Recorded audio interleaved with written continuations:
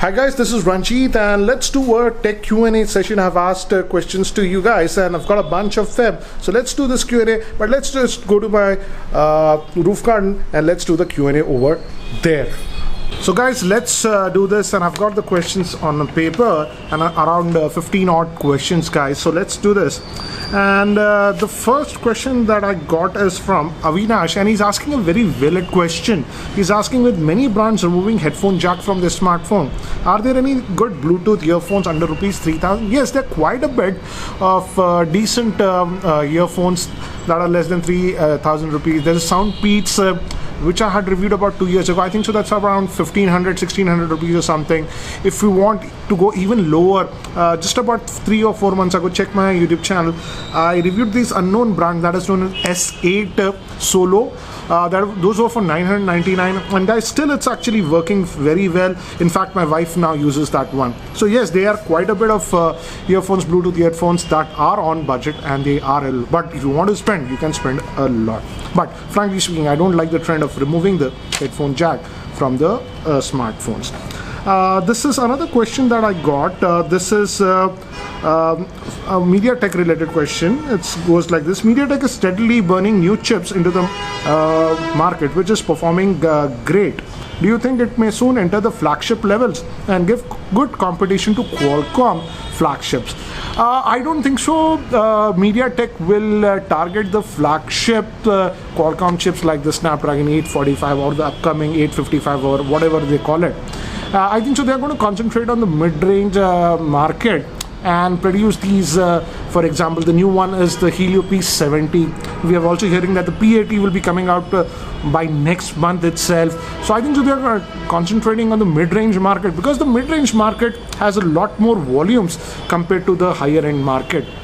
And these P70s, P80s are actually giving a very good competition to Snapdragon chips like the Snapdragon 636, 660.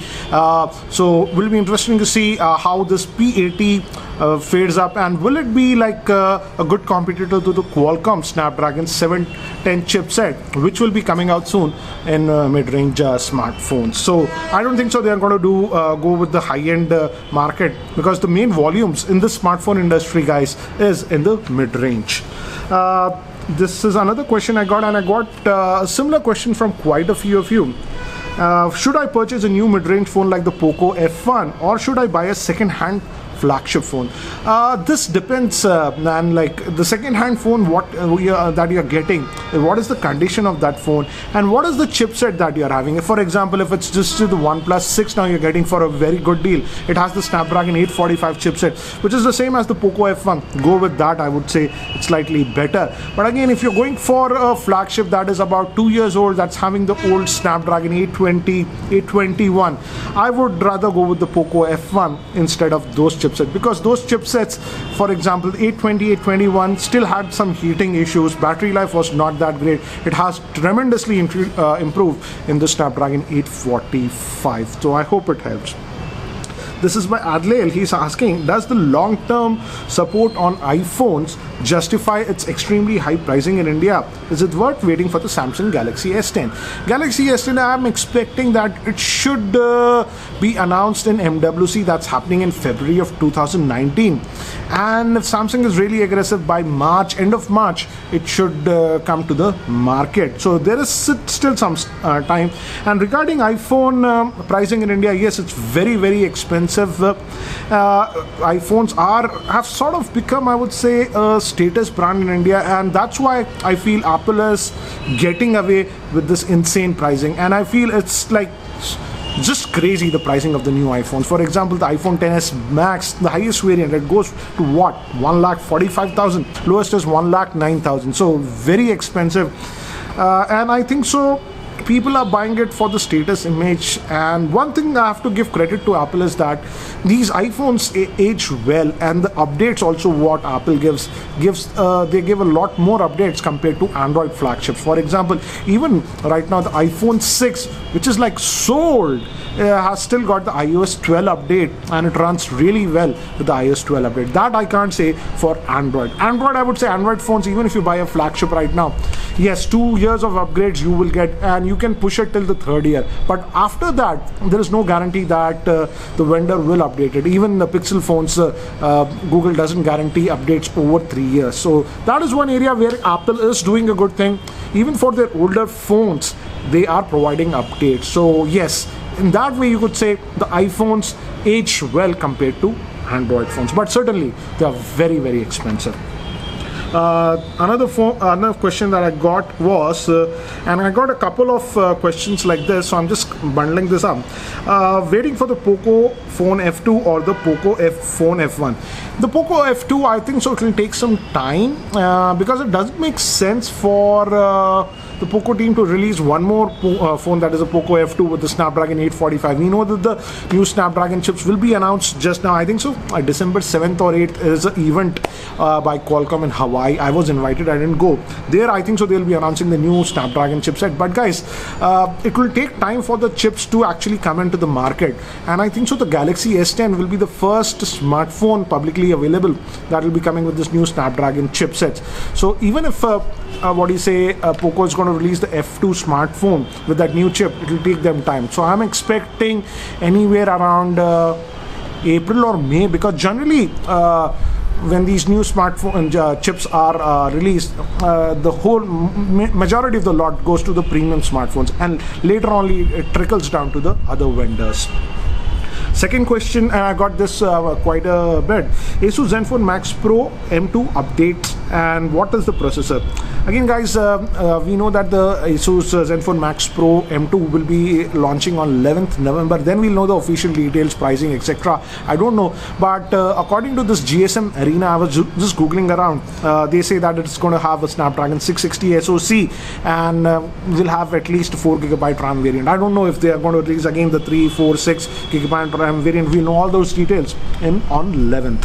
And the best smartphone for 30,000 rupees. As of now, I would say it is, you can check out the Honor 10. I think so it generally falls around that 30,000 price point with those cashbacks and stuff. And also the ASUS ZenFone 5Z is also a good choice under 30,000.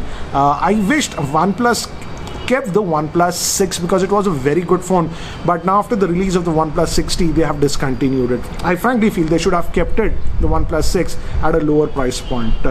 So if you are able to get the OnePlus 6 for less than 30,000, that is also actually a very good bet. Now this is a question that I got from Ritesh. He's asking, tell me your picks for the smartphone of the year. Guys, you have to hold on. Actually, I'm making dedicated videos, two different videos. One will be for top flagship smartphones of 2018, and another will be my best smartphone picks in the mid-range price range. Again, expect those videos to come out in the next couple of weeks. This is by Bhargav Gaur. He's asking, with a lot of smartphones getting launched almost every week, don't you think that the industry will get saturated soon? I already feel it's gone crazy with so many smartphones that are launching, and as a reviewer also, I'm also frankly speaking, I've gotten a little bit tired of this one. Last 2-3 months, if you notice, so many phones were launching every week. About 3 or 4 phones were launching, so it was just crazy, and that also confuses the user. And I think so these manufacturers are just playing around with the users. They will release 3 different models, but none of those models will have everything. If you want a good selfie camera, you have to go to X model. If you want a good rear camera, go with the X model. So I feel they're just manipulating the market for sales, and I hope in 2019 this trend goes back, because it's just going crazy. And in fact, due to the rush of so many phones, you might have noticed I simply couldn't even do my detailed in-depth review, because it does take time to test the products, and when you get so many products, you simply cannot do dedicated reviews. And moving from 2019, guys, it was a total mess this year. Last 3-4 months was really crazy personally for me also. I fell ill. I'm still not fully recovered, so I will be cutting down on many of the phones if these vendors just keep launching it one after the other. Next question is from Albert. He's asking, why does the Realme 2 Pro use an underclocked Snapdragon 660 SoC instead of a full-fledged one? Is it to save cost? Yes, there might be some cost cutting. The clock frequency is slightly underclocked. That's not my problem, because even with the underclocked frequency, the phone performs well. No gaming issues. I don't do heavy gaming. I played Asphalt 9 on it and it ran fine. So that's not an issue. One good advantage that it has, that underclocked processor, is that, for example, the Nokia 7 Plus also had the Snapdragon 660 SoC. And when I used to push that phone heavily, the back used to get very warm. But that simply does not happen on the Realme 2 Pro because the processor is slightly underclocked. I'm not annoyed with that slightly underclocked processor. What I'm annoyed is that to save cost, they have used a version of a chip that also disables quick charging. So the quick charging was natively there on the Snapdragon 660 SoC, but they opted for a variant of the chip to save cost, licensing cost, that even the fast charging was not there. That's my biggest gripe. Underclocking, because in daily usage you simply don't notice that difference. You only notice that difference in the benchmarks. This is another question I'm getting from Anuj. He's asking, is the OnePlus 60 a good buy at rupees 38,000? Till now, considering so many smartphones coming, I've heard that the back surface is prone to scratches. And what do you think will be the pricing of the OnePlus 7, keeping in mind it's a 5G phone? The OnePlus 7 obviously will be priced higher. I won't be surprised if it crosses that 40,000 threshold mark. And yes, the back of the OnePlus 60 gets really scratched. Watch my in-depth review where I showed you that the back was getting the glass, the type of glass that they've used gets scratched very easily. One of the most horrible experience that I've noticed with most of the smartphones I test without any protective cover. The same thing I did with the OnePlus 60, but the back definitely gets scratched. So if you're going for the OnePlus 60, use it with a case or put a screen guard on the back, because the back glass gets scratched very much. But still, the OnePlus 60 today is a good phone, and I don't have any problems with that. Next question, this is by Ayush Shah. He's asking me, which one is value for money and best phone in the mid-range segment around 11 to 15,000, and what will be the pricing of the ZenFone Max Pro M2 as it's launching with Gorilla Glass 6? Regarding the M2 pricing, I don't know. We'll know that pricing details only on 11th of December, but I hope they will be aggressive, because Asus generally in this price range is being aggressive, so I hope they'll be aggressive with the pricing of the M2. We know that it comes with the Gorilla Glass 6 and also by the leaks with GSM Arena Snapdragon 660 SoC.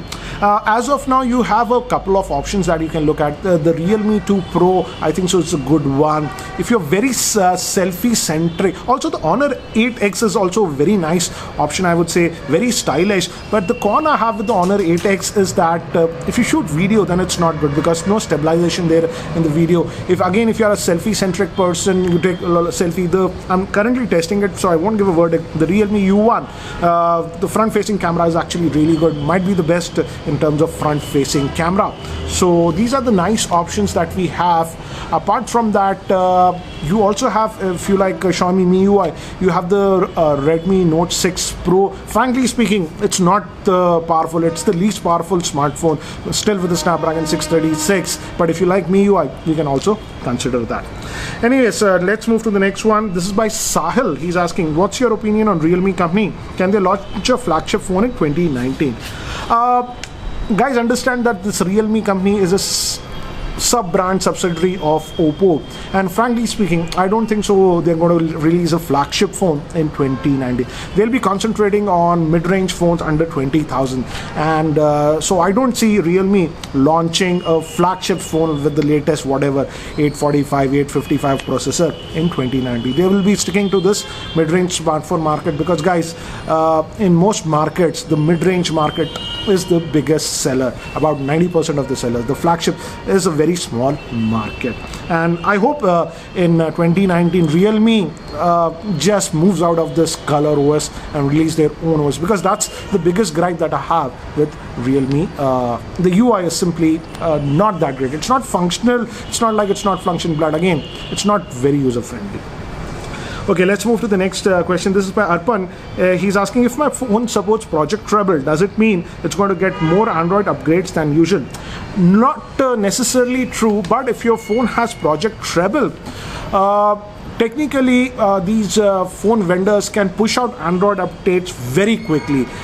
They can be as quick as the Pixel device. Let's say if Pixel device gets the update now, within a week or two they can also push out the Android version updates. But again, that doesn't give you the guarantee that they'll continue to get updates later on. Generally I would say expect Android updates about 2 cycles for Android smartphones. After that, there is no guarantee, even from established premium smartphone makers. And this is the last question that I'm going to take. This is by Sampath. He's asking, why less smartphones implement the wide-angle lens with less resolution than the main camera? However, the wide-angle lens option is good, but if they can make the balance with the 2 lenses, you can get a clear wide view picture. Yes, you are perfectly correct, Sampath, and we have seen a lot of smartphones implementing the wide-angle lens. The latest I reviewed was the Huawei Mate 20 Pro. That also had just 8 megapixel camera, a wide-angle lens. Then this Asus 5Z, ZenFone 5Z also has just 8 megapixel. And I feel, yes, manufacturers actually should put a higher megapixel count camera on the wide-angle lens, because wide-angle captures a lot more. So hence, higher resolution would make a lot more sense. And I feel LG in this area is actually doing a very good job. The latest LG phones, actually, even their wide-angle lens have a higher megapixel count. So they are doing a much better job. So guys, this was the Q&A session. Hope you guys liked it. Again, stay tuned to my channel. Lots of videos and reviews coming out soon. So if you are still not subscribed to my YouTube channel, hit that subscribe button. This is Ranjit, and I hope to see you in my next video. Take care, guys.